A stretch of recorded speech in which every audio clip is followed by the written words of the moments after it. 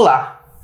Se você não me conhece, meu nome é Leonardo Peixoto, eu sou professor no Analise e hoje nós vamos para o AnaliseCast número 29, o podcast da Analise. E hoje eu tenho o grande prazer de receber o professor Miguel Bortolini.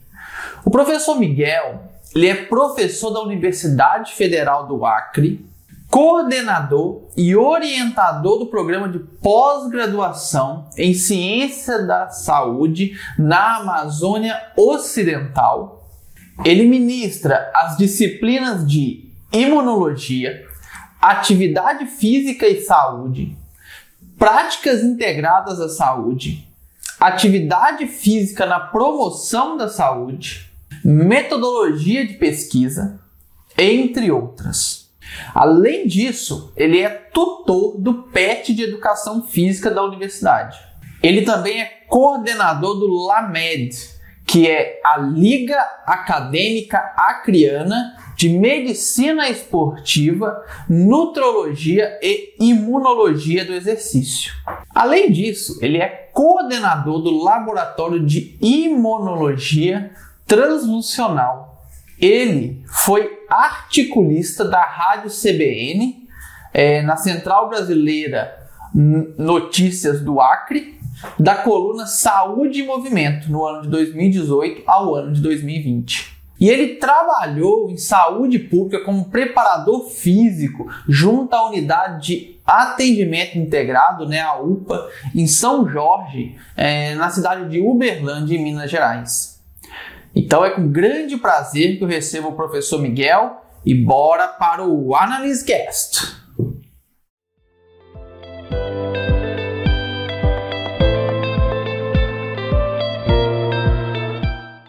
Olá pessoal que nos assistem, hoje vamos dar continuidade ao AnaliseCast, podcast da Analise, e hoje eu tenho o prazer de receber o professor Miguel. Muito obrigado, professor, por ter aceito o nosso convite para vir aqui contar um pouco da sua trajetória. Opa, bom dia, olá a todos, bom dia, boa tarde, boa noite, não sei que hora que vocês vão ver esse podcast, eu que agradeço pelo convite, Leonardo. Obrigado a vocês aí. Bom, então vamos iniciar aqui o nosso bate-papo, Miguel. Gostaria que você contasse um pouquinho da sua graduação, o curso que você fez, onde foi, por que você escolheu essa área para atuar. Pode ficar à vontade aí para nos contar o que você achar que você julgar, interessante. Ah, sim. Bom, eu morava em Uberlândia, eu fiz graduação, mestrado, doutorado na cidade de Uberlândia, Minas.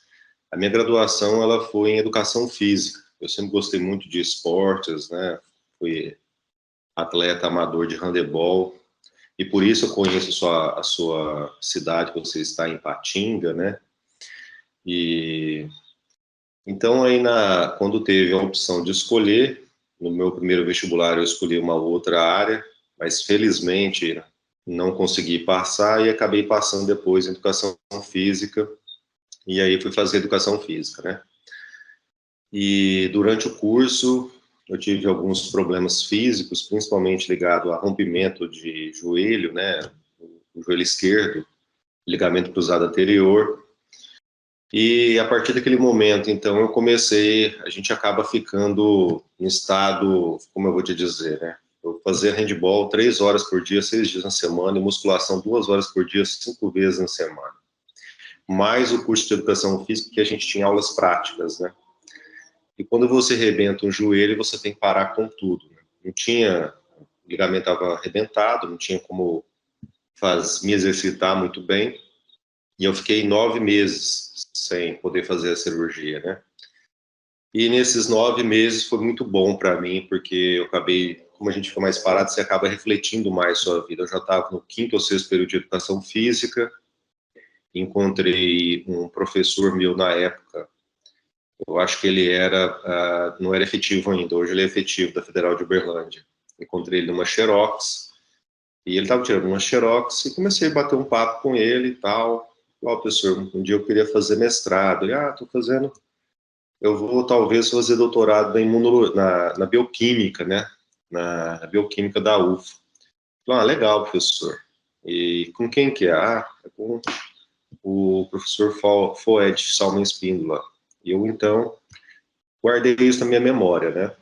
Lá em Uberlândia, até hoje não tem um programa de pós-graduação em educação física específico, tem na cidade ao lado, né, 100 quilômetros, que é Uberaba, mas em Uberlândia não tem. E na época, então, acho que alguns meses depois, Leonardo, eu fui conversar com esse meu professor, com esse professor que tinha sido meu professor de bioquímica, né, o Foed. E ele falou, então, olha, né, se você conseguir passar na prova, né, você vai ser bem-vindo. E então só que o curso de educação física, ele na Federal de Uberlândia, assim como a maioria dos lugares da época, ele era licenciatura plena. Então as disciplinas eram voltadas mais para a área de educação, né? Você tinha uma ou outra disciplina voltada para o bacharelado, mas nenhuma voltada, por exemplo, para você fazer pesquisa, assim, etc. e tal, né? Então eu tomei eu fiz um programa para mim. Então, bom, se eu quero fazer mestrado em bioquímica, eu tenho que me capacitar, né? Tenho que me preparar. E aí, então, no 7º período, eu estava fazendo química orgânica com a química, né? E aproveitando, eu não sei hoje como que são nas universidades, mas naquela época você tinha uma carga horária que você poderia aproveitar como disciplinas optativas. Hoje nós temos isso, mas em muitas universidades é até ruim, Leonardo, porque elas deixam elas deixam uma grade de disciplinas que não são bem optativas, são optatórias, como a gente brinca, né? A pessoa só tem aquilo para fazer e muitas vezes os colegiados às vezes nem aceitam disciplinas em outros cursos diferentes, como eu fiz. Felizmente, o curso de Educação Física da UFA aceitou ter feito Química Orgânica com a Química, né? E então eu fiz Química Orgânica com a Química. No 8º período, eu solicitei a uma professora que dava aula para medicina de bioquímica, embora a gente tivesse tido bioquímica, que é uma das disciplinas básicas no curso de saúde, e na educação física ela é vital. A educação física tinha 45 horas de bioquímica. Na medicina tinham 2 disciplinas de 90, só para você olhar a discrepância que era. Então, a primeira bioquímica era mais estrutural, né? Então eu pedi para fazer com a professora Amélia Tamaguchi, e aí eu consegui que eu fosse matriculado, fui fazer, estava no 8º período de educação física. Educação física na época eram 4 anos na UF, deve ser ainda, não sei se ainda é. Aí eu formei, isso eu acho que era 2000, né? E final do ano, então, eu prestei a prova de mestrado e consegui passar. E eu já estava com algumas conversas com o professor Foed, mas muito poucas, né? Quase não tinha contato com ele até então. E quando eu vim para o laboratório, aí as pessoas às vezes não entendem, né, Leonardo? Eu não sei qual que é a sua formação. Você é formado em quê? Eu sou engenheiro agrônomo e depois Ah, fiz sim. genética e melhoramento no mestrado e doutorado. Então, isso. Então, a engenharia agronômica, né, vocês têm laboratórios, etc e tal, de plantas, né? A educação física, a gente teve muito poucas aulas de laboratório. Eu tive mais laboratório no 2º e 3º colegial, numa escola estadual em Uberlândia, que é a Escola Estadual de Uberlândia, né, do que no curso de educação física, propriamente dito. Então, quando eu fiz a química orgânica, a gente teve laboratórios, né, claro, lá com o pessoal da química. Quando eu fiz bioquímica, aí a gente teve uma outra aula também de laboratório, foi muito bom. Mas eu entrei no mestrado, o meu inglês, aí, para quem estiver nos escutando, né, for querer seguir uma carreira acadêmica, é muito importante que mesmo que você não tenha fluência em inglês, você possa, assim, pelo menos na leitura, ser uma pessoa intermediária, e aí com a leitura de textos, etc., na sua área específica, você vai conseguir evoluir. Mas eu entrei no mestrado com inglês muito básico. E aí, a primeira disciplina que teve foi até engraçada, o Leonardo. A professora tinha 19 artigos, só um em português. Aí vai aquela esperança de Mega Sena, né, pra gente, né? Nossa, pude cair esse para mim, né? Com certeza não foi ele que caiu para mim. Foi um artigo, eu me lembro até hoje, um artigo de 4 páginas, tinha uma página ou 2 de referências também, mas eu demorei 2 dias inteiros para entender o artigo. Primeiro, que era de uma área de bioquímica específica de proteína. Segundo, que naquele tempo não existia Google Tradutor, né? Então, inclusive, o professor entregou para nós o xerox, nem PDF era. Você pega aquilo dali, eu tirei uma xerox a mais, uma cópia a mais, aí você vai, pegava o dicionário, ia grifando as palavrinhas que você não conhecia, etc. Aquelas que você não conhecia porque o vocabulário era da bioquímica específico. Você imagina, você gastar 2 dias inteiros para entender um artigo de 4 páginas é um problema para um aluno, né? Mas foram tempos de muito desafio, inclusive, quando eu entrei lá, nenhum aluno da educação física prévio a mim tinha feito qualquer coisa de pós-graduação na bioquímica, né? Era um programa que já tinha doutorado, inclusive. E então, eu, junto com o meu orientador, eu abri uma linha de pesquisa em saliva, biomarcadores de salivares durante exercício físico intenso. Era a minha dissertação de mestrado. E eu fiquei muito satisfeito, Leonardo. Depois eu volto e conto outras coisas, mas fiquei muito satisfeito. Acho que a primeira vez que eu pude retornar lá ao laboratório e bater um papo legal com o Foed, que era o meu orientador de mestrado, em 2014, alguma coisa assim. Eu já era professor aqui, eu entrei aqui na Universidade Federal do Acre em 2013. E aí, rapaz, eu tô lá com ele, atrás dele estava minha dissertação de mestrado, um calhamaço, assim, né? Falei, nossa, mas ela tá grossa demais, né? Só foi, o que foi? Não, os protocolos que você fez aqui, o pessoal até hoje pega e olha, né? Vai lá na bancada, vai fazer os reagentes. Que legal. Isso aí é uma coisa que nos deixa muito felizes. E mais feliz ainda, eu não sei quantos alunos que o laboratório já passaram nesse laboratório específico, mas com essa linha deve ter tido no mínimo uns 20 alunos entre mestrado e doutorado que continuaram a linha de pesquisa, né? E foram 2 anos muito intensos, Leonardo. Foram 2 anos que eu vou te contar uma coisa, é até engraçado falar isso, né? Com 26 anos de idade, você fazendo um mestrado, ou 25, não, alguma coisa assim, né? Desculpa, o tempo vai passando, a gente vai se perdendo. 24 anos ou 23 anos você fazendo um mestrado, e chegou uma hora que eu tinha que fazer as análises das salivas, né, dos voluntários, que a gente pegou lá durante o ciclismo, né, a bicicleta ergométrica. E aí, você imagina, hoje no meu laboratório, a gente tem um espectrofotômetro convencional e mais um de microplaca. Aquela época, 2001 até 2003, tinha um espectrofotômetro para 2 laboratórios. Cada professor tinha uns 10 alunos. Você imagina, você imagina o quão ocupado não era esse espectrofotômetro, né? Então, eu decidi o seguinte, eu fazia uns bicos durante o dia, né? De vez em quando, assim. Então, eu decidi o seguinte, olha, eu vou vir aqui à noite para fazer, né? Eu falei, tem problema, professor? Não, tem problema não, você pode vir a hora que você quiser. Rapaz, teve dia da gente chegar no laboratório, eu chegar no laboratório às 8 horas da noite, sair às 8 da manhã. E o pior de tudo, né, do lado do laboratório, onde tinha as festas universitárias, algumas delas. Então, assim, era bom para eu ficar acordado, mas rapaz, era um negócio assim, fazer pesquisa não é fácil, vou te falar, viu? Tem as suas recompensas, etc. Mas foi desses dias, né, que eu descobri lá, eu sou muito metódico quando eu estou no laboratório, então eu estava ali olhando as amostras e de repente a absorvância do voluntário começou alta, depois ela baixou e aumentou, alguma coisa assim. O outro fez o mesmo padrão, o outro mesmo padrão. Eu falei, rapaz, calma aí. Fui lá no Excel, joguei os dados, né? E aí a gente, no eixo X, você jogava ali a absorvância, no eixo Y você jogava a concentração de proteína, ou vice-versa, dá para fazer as 2 formas. Calculava ali a reta padrão, né, para você saber qual que... É uma coisa interessante, né, Leonardo?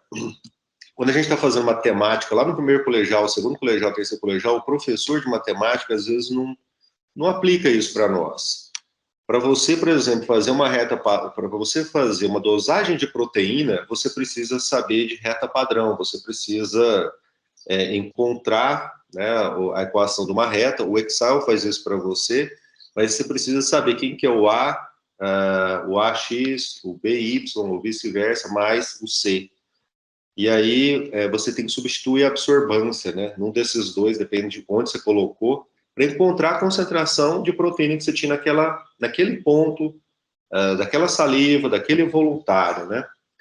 E foi assim que eu descobri, por exemplo, que você, ao invés de dosar lactato através do lobo da orelha, durante um teste físico máximo de um voluntário, seja na esteira, seja na bicicleta, no caso meu foi com bicicleta, você pode simplesmente pegar um copinho de café, cuspir, né, vai cuspindo ali a cada 2, 3 minutos, mudando a intensidade do exercício, e depois você analisa a proteína total da saliva dessa pessoa. Bem menos invasivo, é biossegurança classe 1, o sangue já é biossegurança classe 2, você pode coletar saliva em qualquer lugar, sangue, desde que não esteja contaminado com sangue você não pode, no meio de uma academia, coletar sangue, né? Você tem que ter uma sala especial, etc e tal. Então, acabou que a gente descobriu algo novo durante o meu mestrado. Infelizmente, por N motivos, a gente só veio publicar em 2009, e aí depois eu vou contar um pouquinho sobre isso, mas foi muito legal, sabe? Muito legal mesmo, muito satisfatório, assim. E o melhor de tudo é saber que pessoas que hoje são professores em diferentes lugares do Brasil, passaram ali como iniciação científica, ou como mestrandos, doutorandos, e seguiram a linha de pesquisa, né? E aí vem uma outra parte da minha história, Leonardo. Eu sou o quarto filho de uma família, minha mãe era praticamente a única que sustentava a casa, meu pai sempre teve trabalho, mas minha mãe era professora, né, federal, então ela tinha uma renda estável. E aí, só que assim, imagina, eu era o quarto filho. A minha irmã mais velha fez odonto, um curso muito caro, né? Embora tenha sido na UF também, mas os aparelhos da odontologia são caros. A minha irmã do meio fez medicina e minha outra irmã, ela hoje trabalha na UF como técnica, mas ela tentou medicina, etc. Passou em as segundas fases aí, etc., né, de federais, mas nunca conseguiu passar. Particular, ela passou várias vezes, mas não tinha a facilidade que você tem hoje com o FIES, né? Uhum. Então, ela foi fazer farmácia, se dedicou muito, foi uma excelente aluna também. E, na época, então, eu fiz educação física, como eu te falei, fiz mestrado, e eu passei, entre aspas, eu considero uma vergonha, Leonardo. Eu fui num congresso que ocorria em Caxambu, de bioquímica. Eu não lembro o nome do congresso agora, daqui a pouco deve vir na minha memória. E o professor Fued e eu estávamos sentados numa mesa e chegou um professor, colega dele, só que norte-americano, na mesa. E ele começou a conversar comigo. Só que eu não falava inglês, né? Era hi, how are you? E assim por diante. Então eu falei, rapaz, pra você ver, né? Tô aqui na frente de um professor top de linha, que poderia estar absorvendo conhecimento, fazendo conexões, que é muito importante, que às vezes os alunos não entendem. Os alunos às vezes acham que é importante só ficar assistindo palestra. Não, é importante ir para o barzinho, conversar com os pesquisadores. Eles são gente como a gente. Inclusive, eles gostam disso, né? E eu perdi essa oportunidade. Eu falei, não. A partir de hoje, alguma coisa vai ter que mudar na minha vida. Durante o mestrado, eu já estava fazendo mais inglês, assim, numa escola, né, tentando fazer inglês, mas aprender uma segunda língua depois que você já tem 25, 24 anos, muito mais difícil, né? E então eu falei, o que eu posso fazer? E coincidentemente, um dia eu estava no shopping de Uberlândia, e aí vi um negocinho lá de ser au pair nos Estados Unidos. Você sabe o que é au pair ou não? Não. Au pair é um programa que você vai para ser babá de criança. Só que você vai morar com as pessoas, porque é muito caro uma família americana pagar, por exemplo, uma babysitter. Né? É muito caro. Na minha época, lá em 2003, quando eu fui para os Estados Unidos, para você ter uma noção, era $15 a hora, $14 a hora de uma babysitter. E E aí, ser au pair é muito mais barato para eles, mesmo pagando alimentação, etc., é muito mais barato para eles, né? E uma quantia semanal, que é bem ínfima mesmo, em relação a uma babysitter profissional lá, né? Então, tinha encontrei esse quiosque de uma empresa e falei, como que é, né? O que é isso? Olha, sim, assim, assado. Mas eu não vou te desanimar, não. Para homem é muito difícil. Eu falei, deve ser mesmo. Mas, né, aí eu comecei a sondar, fiz o meu currículo que eles pediam lá. A primeira família, mandei para eles, né? Mandei para essa empresa distribui na empresa deles norte-americana. Então, a primeira dica, às vezes se você não tem dinheiro, você é um aluno de graduação, ou mesmo que não seja de graduação, você não tem dinheiro e quer aprender uma segunda língua, quer, né, conhecer um outro país, às vezes trabalhar como babysitter nos Estados Unidos é uma forma legal. Para mim foi excelente, eu vou contar isso porque tem muito a ver com a minha carreira profissional. Então, a segunda família que me ligou, a primeira não me quis, a segunda eu não quis eles, e a terceira deu certo. E eu fui morar em julho de 2003, em Marblehead, Massachusetts. Né? Fiquei lá durante 13 meses. Marblehead é uma cidade na Nova Inglaterra, né? Fica ao lado de Salem, ou Salem, sabe aquele...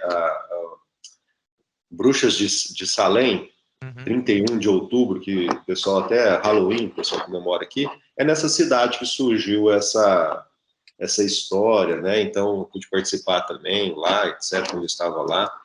Mas por que eu disse que influenciou muito também na minha vida profissional? Quando eu cheguei lá, teve coisas até engraçadas que ocorreram comigo, né? Sobre o inglês. Mas quando eu cheguei lá, uma outra au pair que já estava lá, ela falou assim, Miguel, é interessante que a família tem que te pagar algum curso que você queira. E eu queria fazer inglês.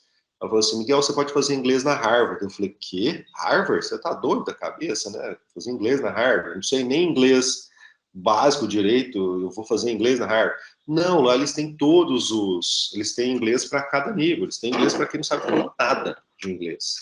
Eu falei, não, mas fica muito distante, né, cara? Eu estou em Marlborough, tenho que pegar, às vezes, o carro, andar 30 minutos em congestionamento grande, pegar uma linha, no caso da linha azul, e até depois trocar para vermelha, chegar até na Harvard. É uma trabalheira danada, né? Eu falei assim, olha, vale a pena.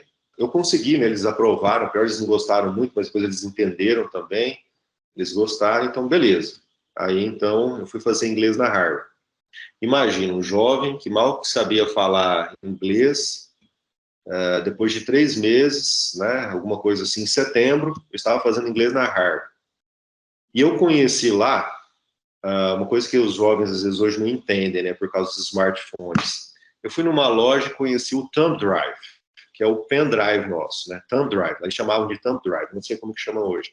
Muito grande, Leonardo, de 128 mega. Hoje eu acho que é ridículo você falar em 128 mega, né? Mas naquela época tinha acabado de surgir, muitos colegas meus no Brasil, a maioria nem sabia o que era, o thumb drive, que era tudo disquete, o CD que você tinha que gravar, tinha aquele disquete que cabia 100 mega, que era um disquete especial, quase ninguém tinha, né?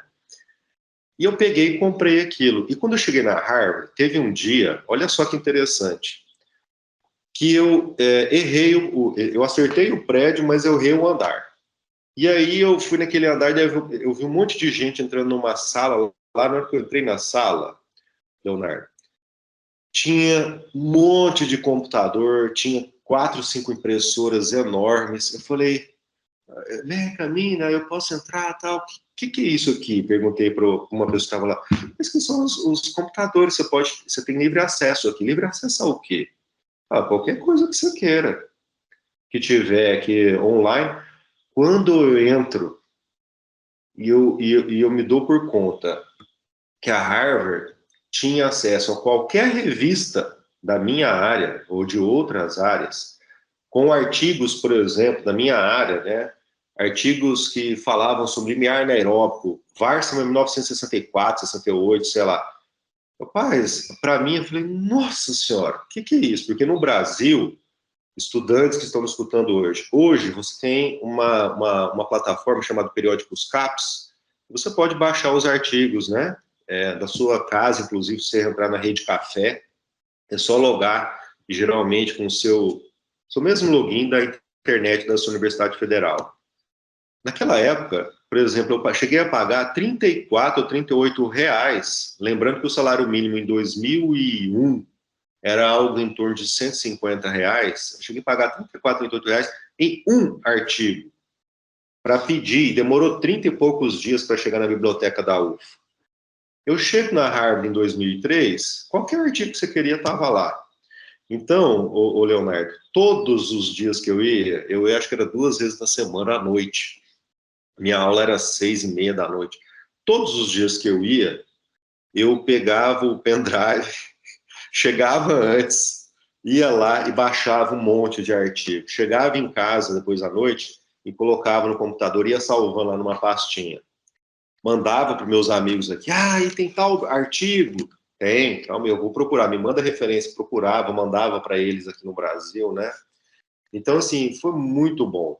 E uma coisa que me chamou a atenção, durante as aulas, agora mudando um pouco, né? Durante as aulas de inglês, a gente tinha, a nossa professora era americana, e você vê, a gente estava em Harvard 2004, 2003 para 2004. Inclusive, o Zuckerberg, né, inventou o Facebook em novembro de 2003. Eu fiz inglês na Harvard entre setembro de 2003 a janeiro de 2004, né? Vai que eu pudesse encontrar ele e ficar sócio no Facebook. Tava milionário. Nem no Brasil Mas você olha estaria. só, pois é, rapaz.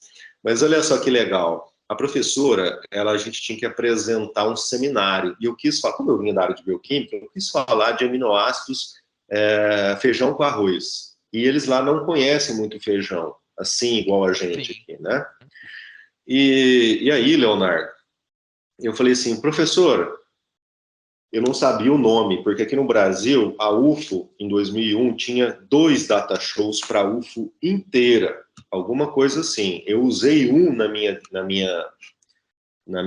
2001, né? Acho que 2002, 2003 eles compraram mais, mas eu usei um na minha defesa, por exemplo. Você imagina a dificuldade que era você pegar um data show na UFO. Lá na Harvard, eu falei assim, professora, a senhora não tem...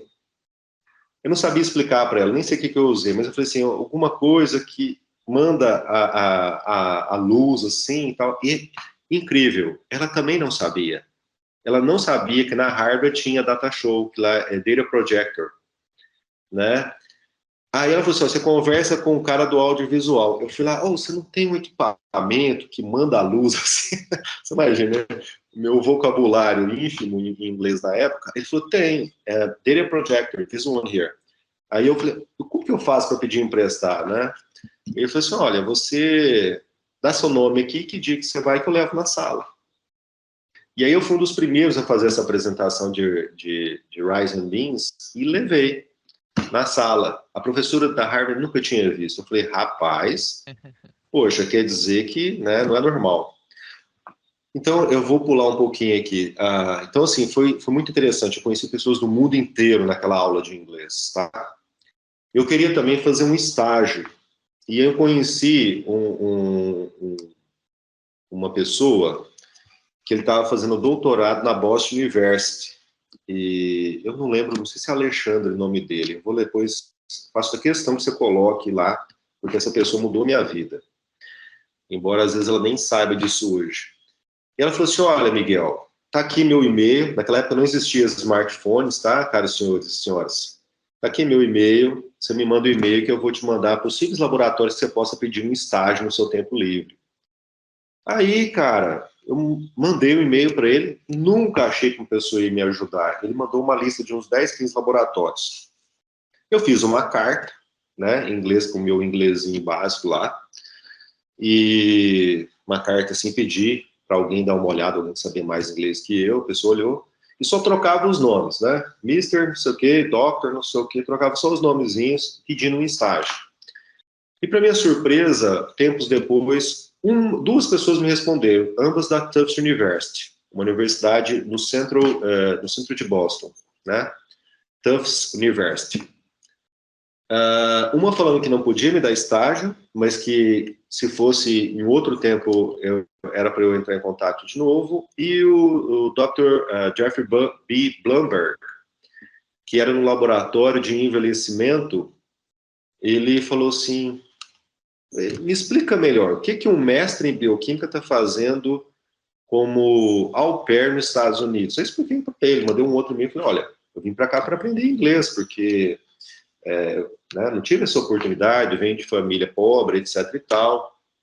Se você fosse dividir a renda para cada pessoa dentro da minha casa ali, era uma família classe média baixa, para pobre quase, né? Então, assim, eu expliquei para ele, eu falei assim, tanto de novembro, isso aí era setembro ou agosto, ele falou assim, ó, tanto de novembro você vem aqui no meu laboratório. Aí eu falei assim, ó, só que só posso ir depois das 10, porque demorava muito para chegar lá, né? Ele, tudo bem. Aí eu cheguei lá, né, na data, isso eram uns 2 meses, né? Cheguei lá na data, ele me deu uma oportunidade, conversou comigo, ele entendeu que eu queria aprender mesmo. E aí eu fui fazer então um estágio ali, o, o responsável, né, o pós-doc responsável era um chinês, que ele tem um nome americano, Oliver, depois ele foi professor, né, porque eu encontrei ele em 2017, ele já era professor no lugar junto com o Blumberg, lá no mesmo laboratório, e ele me deixou 2 semanas, rapaz, eu ia 3 vezes na semana para lá, imagina, quase 1h30 para ir, quase 1h30 para voltar, e o cara me colocando para pegar água desionizada. Era um prédio de 12 andares, a gente estava no 8º, no 9º, ou em cima ou embaixo. Eu falei, rapaz, na segunda semana eu fui conversar com o Blumberg, né? Falei, olha, não tem condição, professor, eu vou vir aqui gastar meu tempo para buscar água desionizada, né? É claro que eu não falei com arrogância, falei com delicadeza. Sim, sim. Aí ele falou, não, então, aí me deram outras tarefas lá e foi muito legal. O laboratório nos Estados Unidos é um pouco diferente, eles recebem fomentos da rede privada, né? O cara queria saber onde que tinha mais vitamina E, e aí a gente foi ferver as casquinhas de amêndoa, fervemos lá, tiramos. Na realidade, tinha uma parte de vitamina E, que, por embora não seja hidrossolúvel, a vitamina E ia embora na água. Eles mudaram isso lá na empresa, que estava pegando vitamina E de amêndoas, né? E pagou quase $1 milhão para fazer essa pesquisa lá, que o pessoal fez em 1 mês. Cara, é diferente. Mas foi muito enriquecedor. Durante esse estágio lá, eu pude, por exemplo, ir na FASEB, que é um congresso enorme de fisiologia, bioquímica, um monte de área, anatomia, nos Estados Unidos. Foi em Washington, D.C. E eu não tinha dinheiro para pagar, então os caras deixaram eu dormir. Para quem não sabe, lá nos Estados Unidos, você pode dormir, né, você contrata o quarto. Se você quiser colocar 5 pessoas lá dentro, você põe, mas tem 2 camas. Então eu dormia no chão, tal. E assim foi fantástico essa FASEB, em 2004, se não me falha a memória. Tá? E ali, então, eu fiz amizades. Né? Quando eu retorno ao Brasil, eu tinha, então, que escrever um artigo, junto com o meu orientador lá, e comecei, então, a escrever. Inclusive, a gente escreveu uma patente, né, um pedido de patente para o que eu tinha descoberto, só que depois teve alguns problemas, teve que voltar a patente, e aí, depois até a UFO abriu a Agência Intelecto, né, de patentes, que é bem atuante lá na UFO hoje. Mas daí a gente escrevendo, mandamos para uma revista, nada. E a primeira coisa que a revista falava, inglês ruim, né? Aí eu falei assim, bom, entrei em contato com o Dr. Blumberg, falei assim, doutor, tem como o senhor me ajudar, tal? E ele realmente não ajudou só no inglês, mas ele ajudou a modificar o jeito da escrita, o bater firme em algumas coisas mais positivas, outras. E aí a gente mandou para uma revista, né, Research Project for Exercise and Sports, em 2007. Isso já era 2008, no final de 2008 eles não tinham nos respondido, rapaz. Aí o Dr. Blumberg tem contato com ele e falou, Miguel, achei até que vocês tinham sido rejeitado o artigo, vocês não queriam, né, não quiseram me dizer. Eu falei, não. Eu falei, não, eu vou preparar uma carta aqui, você pede para o seu orientador mandar para a revista. Ele preparou uma carta, meu orientador mandou, né, o meu orientador também ajeitou, colocou algumas coisas na carta, mandou para a revista, Aí a revista, 2 semanas depois, começou a pedir desculpas e começou a analisar o nosso paper e foi publicado em 2009, né? Então foi algo bem interessante. Quando eu retornei ao Brasil em 2004, eu comecei então dei aula de inglês para crianças. É claro que não tinha um nível para dar aula de inglês mais avançado, mas para crianças era ok. E depois eu fui trabalhar na universidades particulares, dando um monte de disciplinas diferentes. Isso enriqueceu muito a minha vida, na parte da educação física, porque eu tive a possibilidade de estudar coisas mais a fundo, né, assuntos mais a fundo, outras disciplinas que a gente não via, tive que ser autodidata, e assim foi. Em 2008 eu fui professor de bioquímica não é efetivo, como que a gente fala? Contrata por 6 meses, depois mais 6 meses, provisório, com outro nome. Tá? E aí, eu tive a possibilidade da bioquímica para o pessoal da educação física e para engenharia biomédica, um curso que era recém-formado lá. E eu gostei muito, assim, sabe? Foi muito bom. Substituto, né? Professor substituto. Isso é a palavra, substituto. Exatamente. E encontrei meu orientador de doutorado, terminei em 2014, né? Numa festa na minha casa. A esposa dele conhecia minha mãe. Minha mãe era viva na época, Leonardo. E aí eu falei assim, olha, professor, a única disciplina que eu reprovei até hoje foi em 2003, foi imunologia, uma disciplina que eu puxei depois de bioquímica 2 com a medicina, e eu reprovei porque eu tive que largar ela, porque teve uma greve e tal, e aí a disciplina ia terminar só em agosto de 2003, só que início de julho de 2003 eu tinha que embarcar para os Estados Unidos. Aí ele falou assim, mas por que você quer fazer doutorado em imunologia? Eu falei assim, olha, eu não quero fazer na bioquímica. Imunologia foi, sabe alguma coisa que sempre bate assim na sua cabeça? Imunologia. Eu não sabia por quê, mas era algo que até hoje os cursos de educação, a maioria dos cursos de educação no Brasil, educação física no Brasil, não tem imunologia. Aqui na UFAC a gente colocou em 2016 foi implementado em 2018, né? Extremamente importante para os cursos de saúde. E eu falei para ele, só que tem um problema, Miguel. Eu falei, qual que é o problema? Você já fez imuno e parasito? Você falou que não fez imuno. E parasitologia você fez? Eu falei, não. Então você vai ter que cumprir essas disciplinas primeiro. E aí eu fui fazer junto com a biomedicina, né, durante o ano de 2008 ou 2009, não lembro direito, e fazer meu projeto. E meu projeto foi bem ambicioso na época, não consegui cumprir ele inteiro, com certeza, mas eu falei assim, bom, eu vou fazer algo, então, que eu vou treinar os camundongos, né? E vou testar o Toxoplasma gondii, que é o que o meu orientador trabalhava.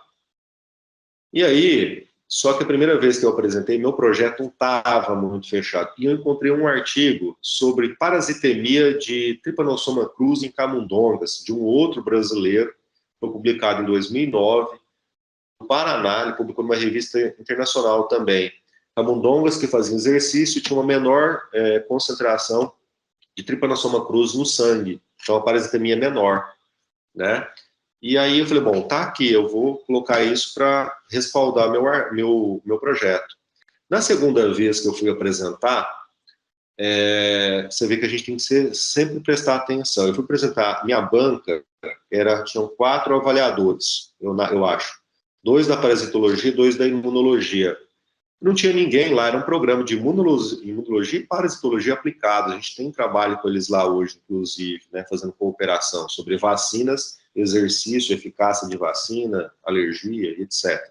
E eu apresentei meu projeto, só que eu quis mostrar serviço em todas as áreas. Meu projeto envolvia Toxoplasma gondii, que era parasita, envolvia imunologia, envelhecimento e exercício físico. Só que eu estava falando para uma banca que eles eram doutores, né, pós-doutores em parasita imuno, mas eles eram leigos em exercício. E, para minha surpresa, eu reprovei de novo, mudou na segunda vez, né? Eu falei, mas o que aconteceu? Eles não entenderam. E por que eles não entenderam? Porque eles não sabiam de exercício. Na terceira vez que eu fui prestar, a minha mãe ainda era viva, eu cheguei, mãe, minha mãe era aposentada pedagoga. Eu falei, mãe, vem cá. Eu tinha comprado um data show para poder dar minhas aulas, né? Eu falei, mãe, vem cá. Eu apresentei para ela, falei, mãe, o que a senhora entendeu? Entendi que se fizer exercício, esses ratinhos aí vão ficar melhor e tal, e não vão ter malefícios aí desse desse parasita, desse negócio aí. É isso aí, mãe. O que eu fiz, Leonardo? Eu reduzi o vocabulário na parte de exercício físico. Quando eu falava de imunologia e parasitologia, o vocabulário estava alto. Quando eu falava de exercício, o vocabulário estava para leigo, né? Porque na minha banca não ia ter ninguém de exercício. E assim eu fiz, eles aprovaram, e foram anos muito, muito trabalhosos, né? Então eu comecei a estudar, só que, assim, uma coisa é você fazer imunologia básica, outra coisa é você está fazendo imunologia, você está estudando imunologia para aprender no doutorado. Então, eu lembro assim, eu vou pegar aqui, e coincidentemente nesse ano, a Exercise Immunology Review lançou 2 revisões top, o que tinha, um calhamaço cada uma, assim, de imunologia do exercício. Eu peguei elas e fui estudando, e fui lendo, mas eu não fui lendo só por ler. O que é um NF-κB? Fator transcricional. Então, eu não sabia, e aí uma dica para os estudantes. Você está lendo, se você não entender alguma coisa, tem que parar a leitura principal e resolver essa leitura secundária. Então, o que é NF-κB? Fator transcricional. O que ele faz? Então, eu peguei uma revisão sobre NF-κB. Descobri que ele tinha, são 2 proteínas, mas na realidade tem uma formação de 2 proteínas, né, P50 e P52, que pode se unir com o réu A, B ou C. Quer dizer, você tem uma combinação ali de possíveis NF-κB. E aí eu fui lendo e fazia isso, né? E isso me fez crescer muito no ano de 2011. E eu fui montando, fazendo meus experimentos com camundongo, e aí veio uma coisa engraçada. Eu queria que meus camundongos fizessem musculação. Então, o que eu fiz? Eu imaginei um objeto que eu fizesse um ímã, né? Um ímã eletrostático, e aí, então, ele puxasse o camundongo para baixo quando eu colocasse um pedacinho de ferro no camundongo. E foi tudo ok, assim, a gente conseguiu que fosse fabricado isso, um senhor lá mexia com isso, né, fez uma bobina para gerar o campo eletromagnético, puxar o camundongo. Leonardo, quando eu fui testar esse negócio no laboratório, e eu aumentava a potência no dimmer, que aumentava então a força, sabe o que o camundongo fazia, Leonardo? O camundongo abria as pernas e ficava grudado, Leonardo. E eu estava no meio do doutorado, falei, meu Deus do céu, e agora o que eu vou fazer? Porque eu preciso do exercício resistido, eu tinha que treinar aeróbico e resistido. Aí eu notei, olha que vem a importância da observação. Eu notei que os camundongos gostavam de ficar de cabeça para baixo nas gaiolinhas, e eles grudavam ali. Então eu fiz um objeto, que eu peguei parte de uma gaiola, tá? E eu colocava... minha mãe fez uns saquinhos para mim na época, que eu colocava bolinha de chumbo dentro. E aqui um velcro. E a outra parte do velcro, eu pegava um clips. Deixa eu pegar aqui, se você encontra um clips. Pegava um clips como esse aqui, ó. Aqui eu colocava, então, ó, no camundongo, no rabinho dele, com esparadrapo. E aqui eu coloquei a outra parte do velcro.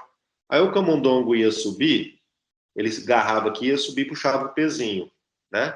Então eu tinha acabado de descobrir, nunca teve algo parecido, embora em 2011 teve algo similar com ratos na Unifesp, e um cara lá na China, tinha patenteado uma máquina dessa, mas não era igual, mas era similar, que subia escadas mais na horizontal. Mas daí eu fiz isso, deu certo, os camundongos começaram a ganhar massa muscular e tal, e eu consegui fazer meu doutorado, né? E em 2013, então, eu vim prestar uma prova aqui, eu ainda era mestre, e eu precisava terminar meu doutorado, eu acabei passando na prova e falei com o meu orientador, né, todo preocupado, porque eu tinha que terminar meu doutorado rápido. Ele falou, Miguel, vamos terminar isso, eu te ajudo a precisar. O que você precisa? Eu preciso que compre 70 camundongos. Eu falei, então vamos comprar. Você termina isso o mais rápido possível para você assumir lá, porque é o sonho da sua vida ser professor federal. Eu falei, sim, professor, é o sonho da minha vida. Então vamos mandar ver. E aí eu ficava, né, indo e voltando daqui para Uberlândia, Minas, uma vez por mês, às vezes cada 10 dias voltava e fazia assim, né, e consegui terminar meu doutorado.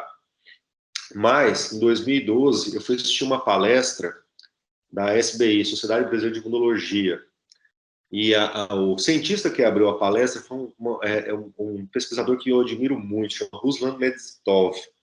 Ele era bioquímico, fez biologia, fez bioquímica, e ele é russo, e ele hoje ele foi aluno de doutorado do Jenner, que é um dos pais da imunologia, né, do Jenner, aliás, um dos pais vamos dizer assim, da imunologia mais atual, que ele até faleceu também, e ele descobriu esse cara, os Toll-like receptors, né, mas não vem ao caso aqui. Mas ele foi fazer uma palestra sobre câncer em macrófago do sistema imune. E naquela época, 2011, estava bombando o imunometabolismo. E eu achei interessantíssimo, porque ele falava de bioquímica, ele falava de fisiologia e falava de imunologia e câncer. E muitas pessoas que estavam ali não estavam entendendo, porque as pessoas às vezes vão se concentrando tanto numa área que esquece que o ser humano não é só aquilo que você está vendo ali, altamente especializado. Eu achei fantástico. Consegui bater umas palavras com ele quando ele saiu, né, da palestra, etc. Foi fantástico essa experiência para mim, tá? Eu acho que ele nunca nem lembra, com certeza não lembra de mim, com certeza absoluta, mas assim, para mim foi muito legal. Então é muito importante que se vão em simpósios presenciais, né, não só remotos. E aí eu entrei aqui então, né, eu entrei aqui, comecei a trabalhar, perdi a minha mãe em abril de 2014, dia 18, dia 26, a minha filha Serena nasceu, né? Dias depois ela nasceu, e aí eu defendi em início de abril, qualifiquei início de abril o doutorado, e não consegui defender por motivos óbvios, né? Eu voltei, eu não estava bem com a cabeça, etc. E acabei defendendo, acho que em final de junho, alguma coisa assim, daquele mesmo ano, né? E aqui eu tenho trilhado, assim, eu tenho trabalhado aqui nós temos o Centro de Ciência e Saúde do Desporto, então tem vários cursos, você tem medicina, você tem educação física, você tem saúde coletiva, enfermagem, nutrição. Então hoje aqui, eu já dei várias disciplinas no curso de educação física, mas eu tenho a felicidade de trabalhar com imunologia, por exemplo, nesses outros cursos, né? E atividade física e promoção à saúde no curso de medicina. E eu também estou no mestrado em Ciência da Saúde aqui como orientador. Então, hoje a gente fica muito satisfeito porque eu consigo fazer o que eu gosto, que é dar aula de imunologia, atividade física e promoção à saúde, inclusive daqui a pouco eu tenho uma aula, né? E eu consigo sensibilizar as pessoas para a imunologia e ou atividade física. Por exemplo, atividade física e promoção à saúde, eu ministro para o curso de medicina. E a gente publicou na Revista Brasileira de Educação Médica falando sobre isso. A gente fez um levantamento em 2015, 2019, e, para minha surpresa, em 2015 você tinha só 10,8% das disciplinas de grades curriculares de curso de medicina no Brasil que tinha alguma disciplina que falava sobre saúde. Quando a gente foi fazer em 2019, a gente achava o quê? Bom, então agora vai ter mais. Não, eles estão tirando disciplinas assim, e a gente encontrou só 6,6%, né, de disciplinas que falam sobre atividade física e saúde. Hoje, né, eu falo para você, semestre passado, por exemplo, eu dei atividade física e promoção à saúde para uma turma de medicina, e uma coisa que chamou muita atenção, foi tudo remoto. E teve um aluno que ele falou assim, professor, a sua aula, eu tinha que colocar as caixinhas de som. E onde eu assistia a sua aula, era perto da cozinha.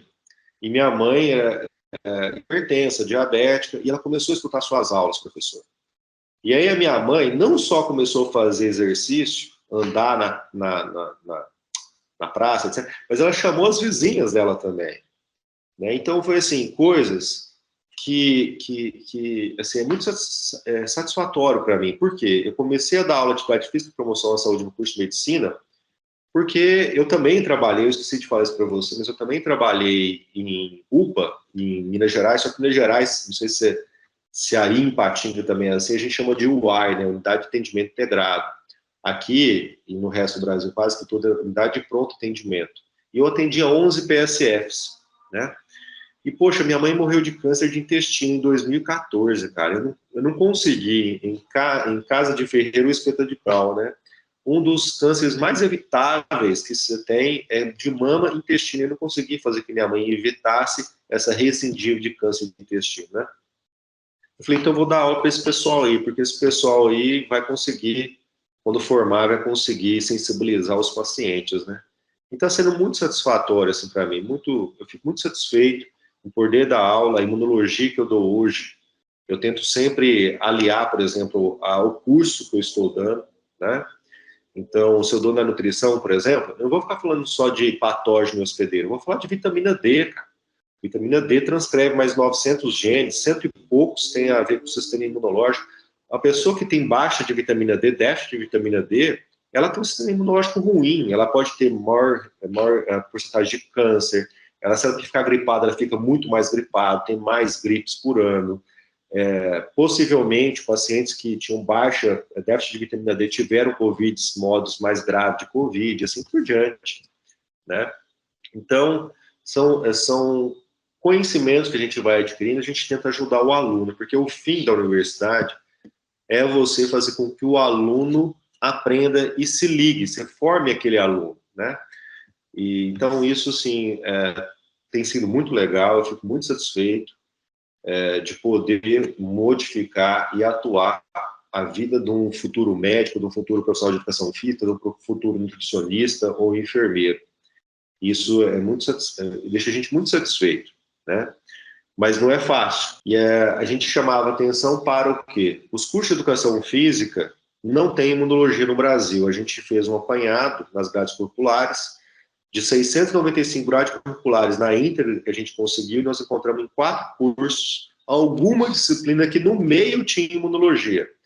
Para quem é da sua área, ou da área de engenharias, por exemplo, é mais ou menos assim, o Leonardo. É o cara querer que aprenda fluido na área de engenharia mecânica, ou na outra engenharia. Fluido de materiais, né? Tem uma disciplina de fluidos, não tem? Que vocês estudam, de óleo, essas coisas assim. E o cara não fez nem cálculo 1. Sim. Então, a pessoa que vai mexer com atividade física, com a educação física no bacharelado, por exemplo, que vai mexer com academia, performance de atleta, etc., ela está saindo hoje, aqui na UFAC a gente está modificando isso, mas a maioria da educação física no Brasil está sendo hoje sem saber imunologia. Ou seja, como que ela vai aprender patologia que depende de imuno? Como que ela vai aprender outras coisas, não só patologia, mas, por exemplo, você faz uma musculação, você fica inflamado, então no outro dia dói. E aí tem um monte de gente que fala que é lactato. Eu mexi com lactato. Lactato é removido em 30 minutos. Tá? Eu colocava máscara, 30 minutos é removido o lactato. O lactato não vai causar dor, ele vai causar o hidrogênio que sai, ele causa dor na hora, mas não no outro dia. No outro dia é inflamação. Aí tem gente falando que é lactato, não sei o quê. Por quê? Não tem uma disciplina básica no curso de saúde. Então, muitas coisas que eu hoje sei, eu tento passar para os alunos e sensibilizar os alunos, principalmente da minha área, que é a educação física, né? Aqui também eu sou tutor de PET. O PET, eu não sei se o pessoal conhece, que é Programa de Educação Tutorial, e a gente fez simpósio ano passado, etc e tal. E aí vem uma outra área, né? Não sei se depois você quiser cortar, você fica à vontade. O curso de licenciatura é muito voltado às humanas. Só que hoje, ainda mais depois de uma pandemia como a gente está vivendo, a gente vê que as crianças voltaram sedentárias, já eram sedentárias, voltaram mais sedentárias e obesas. Isso interfere no sistema imune. E quando interfere no sistema imune, vai gerar doenças crônicas não transmissíveis. Qual a primeira doença que aparece numa criança ou adolescente? Depressão. Por quê? Porque inflama do cérebro, você vai fazer um descompasso numa via chamada quinurenina e vai reduzir triptofano, que é o tijolinho, para formar serotonina. Depressão é a falta de serotonina ou pouca serotonina. Como que você vai querer ensinar uma criança português e matemática se a criança está com um cérebro que não está propício para aprender?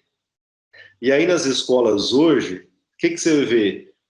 Os diretores pedindo para retirar a aula de educação física e colocar aula de português e matemática nas estaduais ou municipais, porque ganha mais recurso do Fundeb, se aumentar a nota dos alunos. Só que não adianta, porque o aluno, não adianta você querer aumentar a disciplina específica, porque o aluno está ansioso, ele está depressivo, ele não vai aprender melhor. E a atividade física chegou até certo ponto hoje, nas melhores revistas, em 2018 eu tive contato, imagina uma revista como a PLOS One, ou uma revista de acta pediátrica, publicando sobre maior rendimento escolar das crianças que aumentam a atividade física. Poxa, eu venho da área de imunologia, minha área é muito mais como rígida do que a área de educação física ou educação, né? E essas revistas, publicando artigos na área de educação física e escolar, me chamou muita atenção isso, né? Eu acho que é isso. Eu estou falando de algumas coisas para vocês, se vocês verem que o caminho que eu percorri até hoje, ele foi um caminho não natural, né? Fazer mestrado em bioquímica lá em 2003, ninguém tinha feito. Eu esqueci de te falar, fazer doutorado em imunologia, o programa de imuno lá na UFO, até aquela data, 2010, por aí, ele foi formado em 92, tinha 18 anos. Nunca tinha tido um aluno da educação física, eu fui o primeiro. Inclusive, eu acho que eu sou o único até hoje. Agora tem um pessoal que está fazendo isso, mas é da biologia e fisioterapia. E vim dar aula em curso de medicina, em curso de enfermagem, nutrição também. Então, assim, é algo bem inusitado. E aí você vê, né? Além de tudo isso, passagens aéreas. A gente está longe da nossa família, então tem esse problema pessoal também, né? Agora a gente teve um outro filho, eu e minha esposa. Então tem uma série de problemas que não só a carreira profissional. E eu queria chamar a atenção das meninas, né? Se a minha vida não foi facilitada, e eu sou homem caucasiano, né? Venho de classe média baixa, mas é classe média. Imagina uma menina que nesse curso quer ter filho, é muito complicado, né? Fazer ciência no Brasil é muito complicado, e eu imagino que ser mulher deve ser mais complicado ainda, né? E a gente está vendo, né, ciência no Brasil, hoje você tem mais recurso para emenda parlamentar no Congresso brasileiro do que recurso para ciência no Brasil. E eu não sei o que está acontecendo, né? Não só desse governo, esse governo também está colaborando muito para reduzir a educação, mas já há vários governos aí, vários anos aí, que vem reduzindo estímulos à educação. E aí chamar a atenção, né? Parabenizar vocês aí, porque, olha, o aluno hoje, inclusive a UFO, está sofrendo com isso. Eles estão se formando e não querem mais fazer mestrado e doutorado, né? Por quê? Você pergunta para mim, ô Miguel, lá em 2003, por que você queria fazer? 2 motivos. Um, porque eu queria ser professor mesmo. E 2, que o salário mínimo em 2000 era em torno de R$ 130, e eu tinha professores, doutores, que ganhavam R$ 3.000, né? Então, se fosse pegar esse salário e colocar para hoje meu salário tinha que ser em torno de 40 mil. Quando eu olhei isso em 2000, eu falei, cara, eu quero ser professor. Primeiro que eu gosto de estudar e dar aula. Segundo, que, cara, poxa, né, hoje, 2022, quem ganha 40 mil é juiz, né? Então, o poder de compra naquela época era muito bom. Hoje caiu muito. Fazem, sei lá, 8 anos que a gente não tem nem reposição de inflação, etc. Está com inflação agora de 2 dígitos, né? Então isso está... E isso é um problema para as pessoas. Então, aos estudantes, assim, você vai querer fazer mestrado, doutorado hoje, você tem que ter um foco. Qual que é o seu foco? Eu já te falo, você vai crescer muito. O crescimento que eu tive durante o meu mestrado e meu doutorado foi um crescimento, assim, estrondosos, que muito possivelmente você não vai encontrar no intervalo de tempo tão curto em outros lugares, né? Se você realmente se engajar no mestrado, doutorado, claro. Só que tem que saber o porquê que você vai fazer, porque, infelizmente, a carreira de professor federal já não é lá tão atrativa. Aí você tem de pesquisadores de Fiocruz, etc. Tudo bem, essas ainda são atrativas.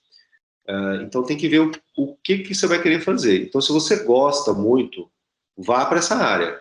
Se você está indo por causa de dinheiro, né? Na época eu fui por causa dos dois, dinheiro e porque eu gostava.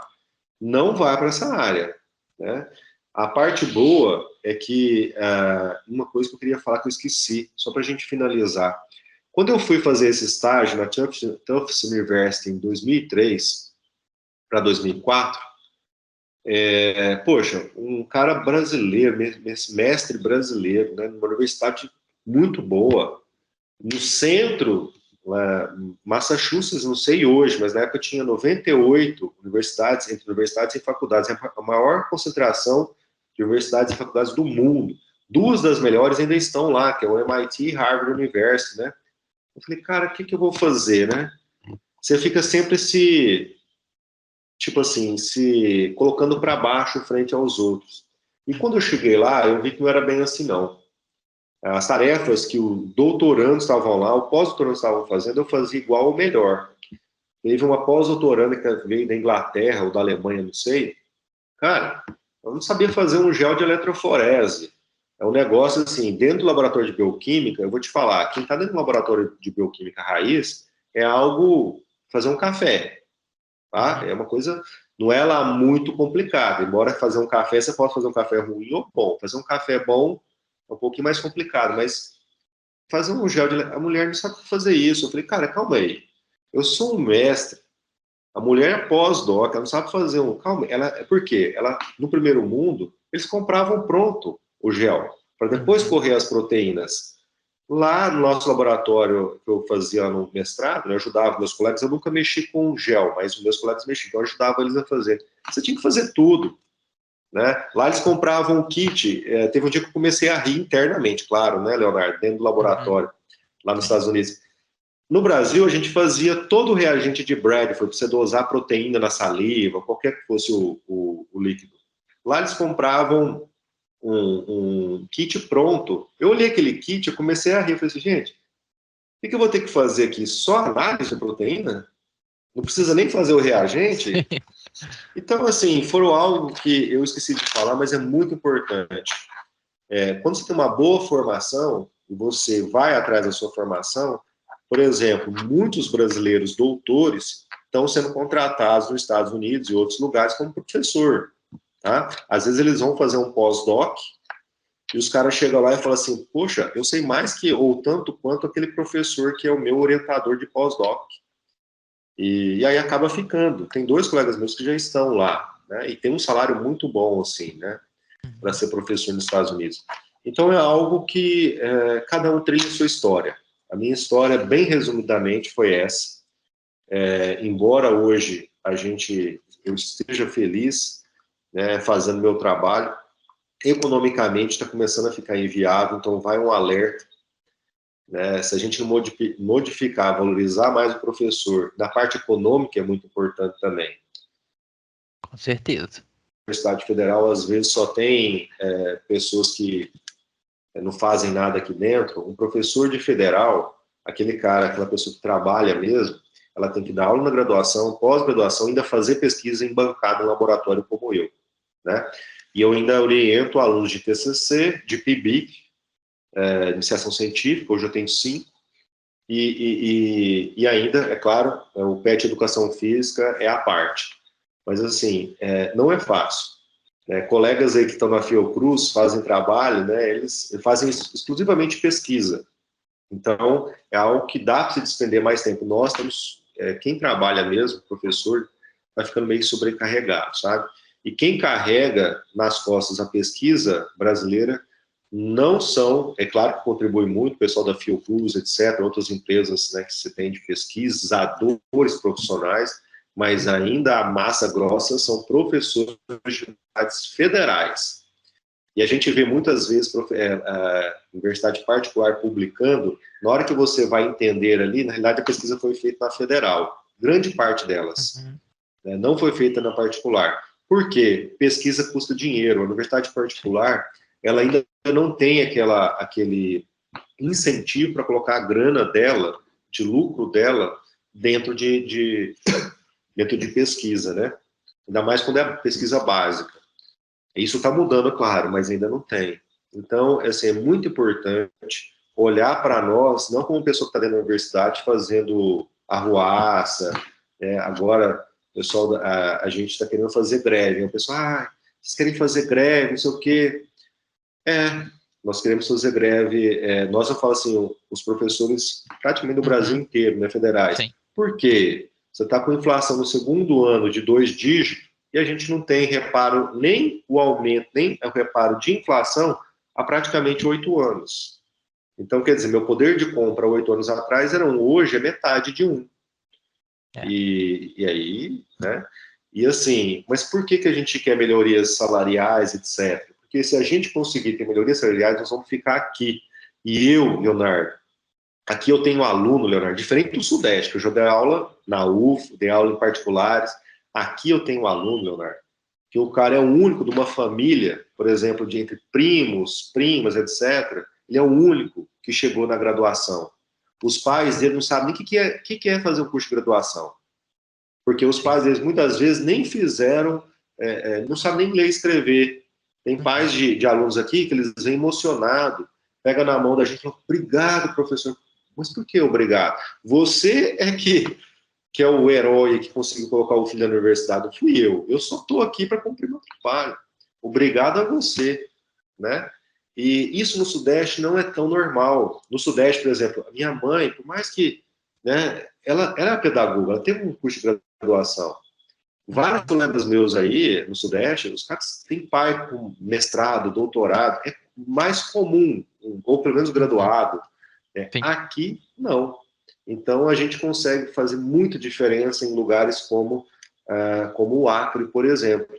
É claro que isso tem que melhorar. De 2013 para cá, melhorou muito, tá?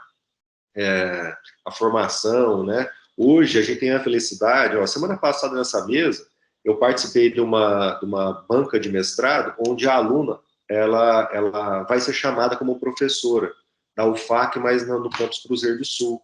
Então, a gente tem conseguido formar pessoas, mesmo professores, para trabalharem aqui na região. E isso é muito importante.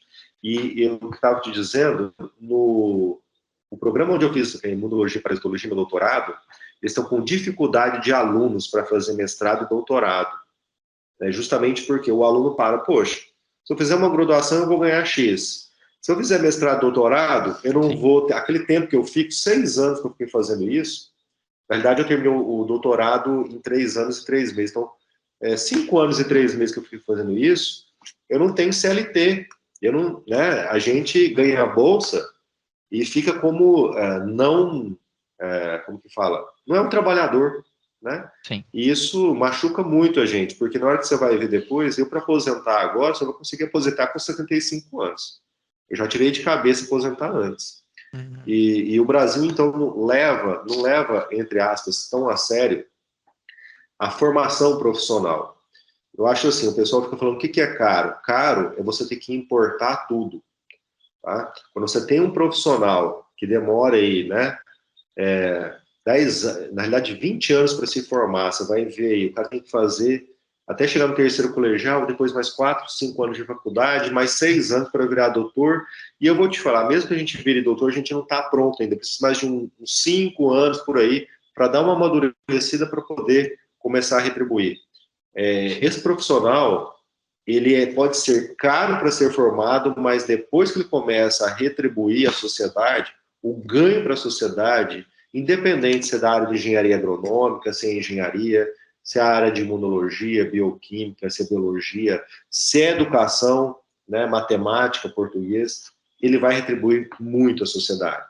Caro é ficar comprando, eu falo com os alunos, vamos finalizar por aqui, Leonardo, qual que é o material mais caro do mundo que você conhece, em gramas ou microgramas em massa? Você pensou em diamante ou ouro? Pensei no ouro.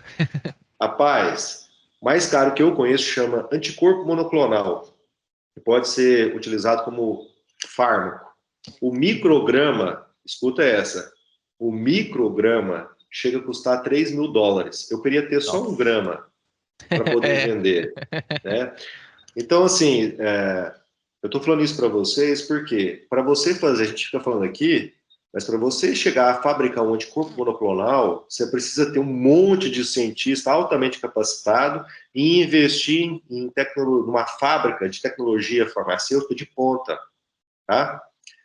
E a gente aqui no Brasil tem um monte de cientista altamente formado, mas esses cientistas estão indo para o exterior, trabalhar, fazer anticorpo monoclonal e outros fármacos e outras coisas lá, né, na área de tecnologia também, e a gente vai ter que importar, né, a preço, nem de ouro, porque o ouro é barato, viu? A gente tem que modificar esse jargão, tem que ser assim, ó, você vai importar uma coisa a preço de anticorpo monoclonal, de mAb.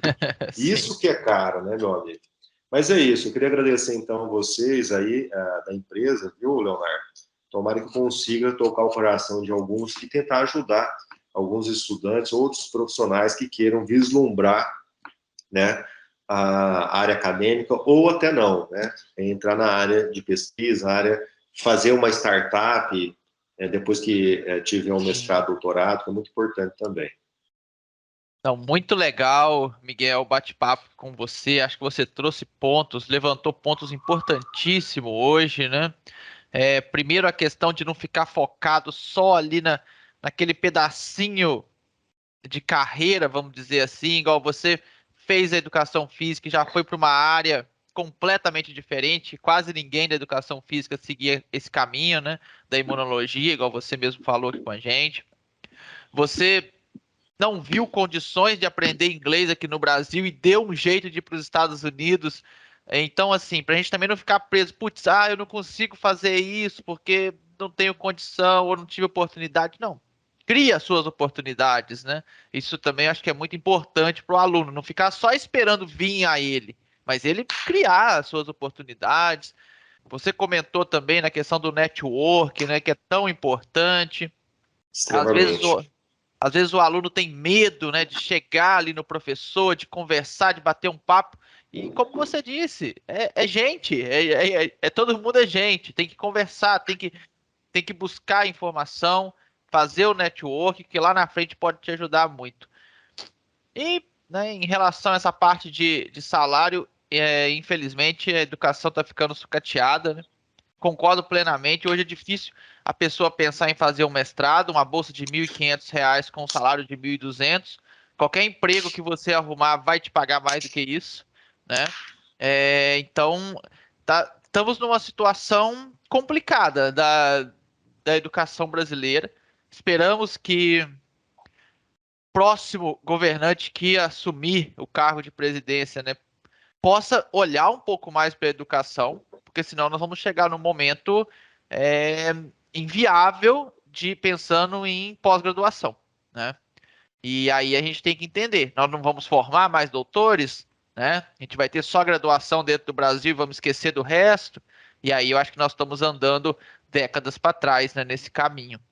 Então, acho que você trouxe pontos essenciais aí que nós devemos debater até com mais vezes, né? Não ficar aqui só no nosso podcast, talvez para frente trazer até mais pessoas para um debate até maior em relação a temas que são tão importantes hoje aqui no Brasil. Bom, quero te agradecer novamente, Miguel, aqui a participação. Foi muito bacana conversar com você, né? Muito obrigado por ter aceitado o nosso convite, tá? Eu que E, agradeço. e vocês que estão nos assistindo, pessoal, se vocês gostaram aqui do bate-papo com o Miguel, curte o vídeo, porque é a forma da gente avaliar se vocês gostaram ou não gostaram. Deixa nos comentários também alguma coisa, se você concorda com os temas que foi debatido, se você discorda também, e a gente Com vai certeza. conversar, né? Aqui é um debate aberto, né? Democrático. E também deixa nos comentários, gostaria que você entrevistasse tal pesquisador, eu vou procurar, vou correr atrás, tentando fazer o máximo de entrevistas e trazer informações para vocês que seguem aqui o nosso canal. Bom, professor, então, muito obrigado. E Eu que vocês também agradeço, que estão nos Leonardo. assistindo, muito obrigado e até o próximo podcast.